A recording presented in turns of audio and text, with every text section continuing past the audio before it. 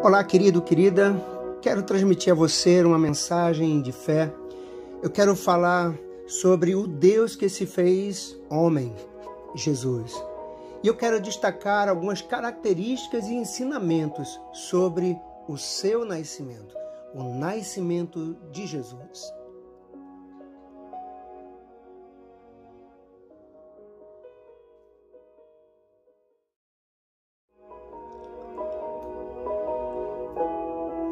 A primeira característica que eu quero destacar é que Jesus ele foi gerado e não criado. Mateus capítulo 1, versículo 20, a parte B, diz assim: porque o que nela foi gerado é do Espírito Santo. Nela quem? Maria. Sabe o que é interessante? É que segundo a Bíblia, Adão foi criado do pó da terra. Eva, ela foi criada do osso, da costela de Adão. A humanidade depois de Adão e Eva veio através da relação sexual. Jesus, porém, foi gerado.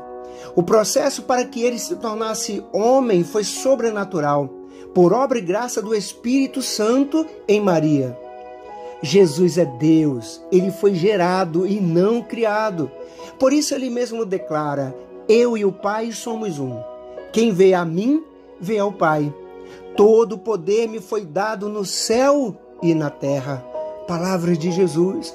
O apóstolo Paulo diz a respeito de Jesus: porque dele, por meio dele, para ele são todas as coisas.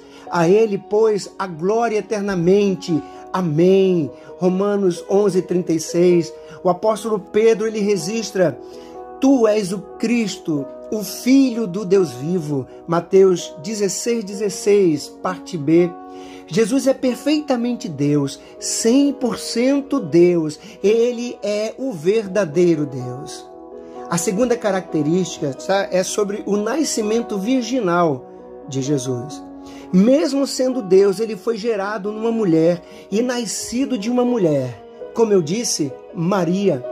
Lucas capítulo 2, versículo 7, parte desse versículo está registrado: e ela deu à luz o seu filho primogênito. Ele se revelou em forma humana, foi visto, ouvido, tocado, comeu, bebeu, sorriu, chorou.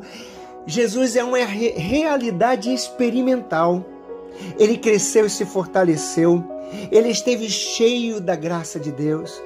Viveu ungido, foi conduzido e cheio do Espírito Santo.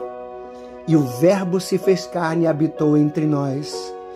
Oh, que coisa maravilhosa! Jesus é perfeitamente homem, 100% homem. Essa matemática parece estranha, não é mesmo? Mas deixe-me explicar. Duas naturezas inteiras e perfeitas, a divindade e a humanidade, se uniram em uma só pessoa, Jesus, o Deus.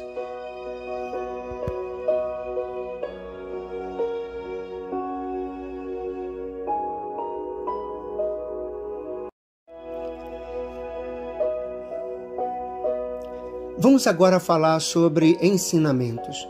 Eu sei que se você pegar a tua Bíblia e se você for fazendo a leitura, o Espírito Santo vai falar mais e mais ainda.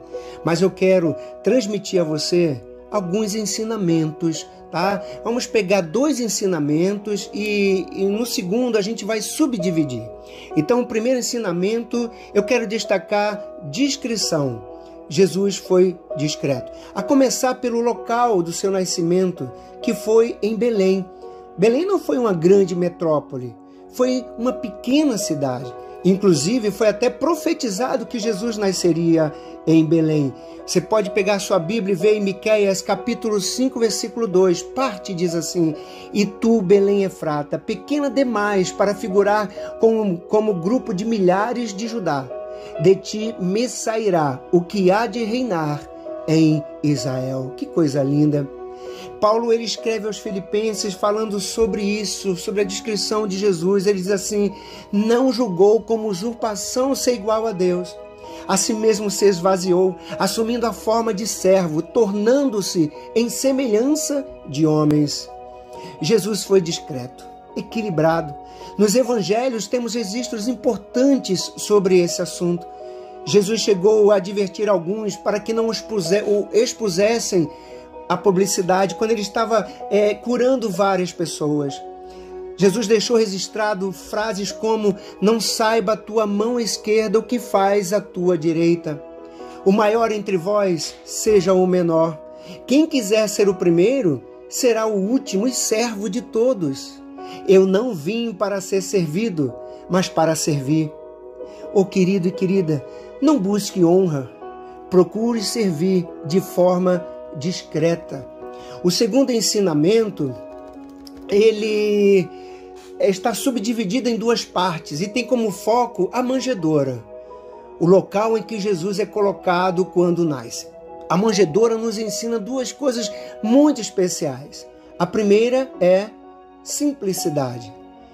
E quando eu leio o conteúdo de Isaías 9, versículo 6, que diz assim: porque um menino nos nasceu, um filho se nos deu, o governo está sobre os seus ombros, e o seu nome será Maravilhoso Conselheiro, Deus Forte, Pai da Eternidade, Príncipe da Paz. O que esperar de um menino que vai nascer de acordo com este versículo? Certamente não seria um que seria colocado numa manjedoura, mas foi numa manjedoura que ele foi colocado depois de nascer. Veja o registro de Lucas capítulo 2, versículo 7.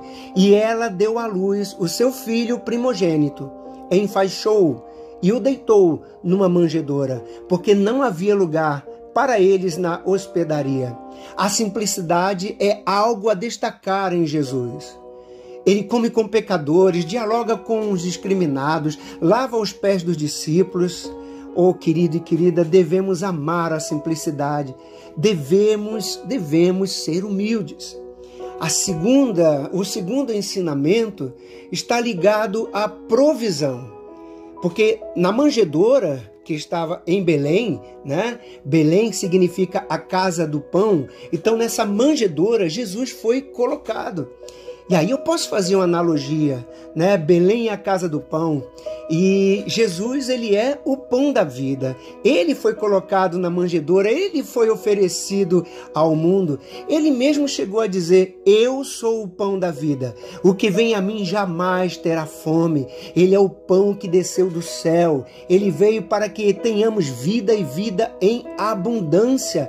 Ele é o nosso provedor, não só no tempo de vida aqui nosso, mas para a eternidade. E sabe o que eu acho interessante?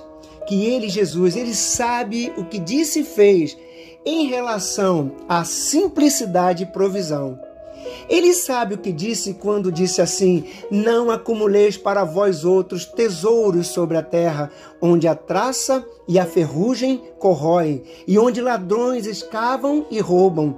Mas ajuntai para vós outros tesouros no céu, onde traça nem ferrugem corrói, e onde ladrões não escavam nem roubam. Olha o que ele disse também.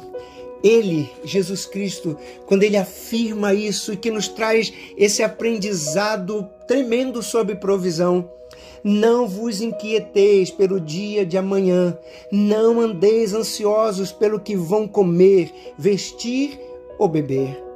Descanse no Senhor. Ele é o nosso provedor. Que coisa maravilhosa! Para nós cristãos, em Jesus, 100% Deus, 100% homem, estão a centralidade e a exposição sintetizada da ação reveladora de Deus. Então tenha para você, como mensagem de fé, essas características sobre Jesus, sobre o seu nascimento e esses ensinamentos que nos traz. Deus abençoe a sua vida rica e abundantemente.